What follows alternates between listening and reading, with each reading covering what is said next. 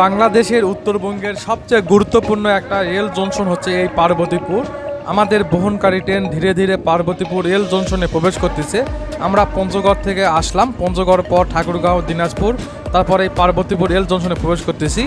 এই ট্রেন সোজা চলে যাবে ঢাকার দিকে। আমরা নেমে পড়ব জয়পুরহাটে। আমার সাথে আরও অনেকে আছে। আজকে আমরা বেশ কিছু জায়গায় ঘোরাঘুরি করার পর এখন বাড়ির পথে।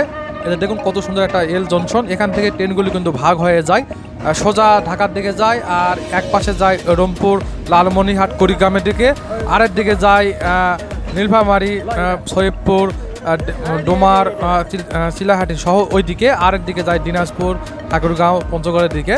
অনেক বড় একটা রেল জংশন এবং বেশ গুরুত্বপূর্ণ একটা রেল জংশন স্টেশন। এতে দেখুন কত বড়, মাশাআল্লাহ। এখানে এসে ট্রেনের ইঞ্জিনগুলো বদল করা হয়, তাছাড়া এখানে অনেক ট্রেনের পরিষ্কার পরিচ্ছন্ন করা হয়। অনেক বড় একটা রেল জংশন। মাঝে মধ্যে এই দিকে আসা হয়, ততবারই আপনাদের ভিডিও করে দেখানো হয়। আজকেও দেখালাম। এই ভিডিও কেমন হলো অবশ্যই কমেন্ট করবেন। দেখা হচ্ছে পরবর্তী ভিডিওতে।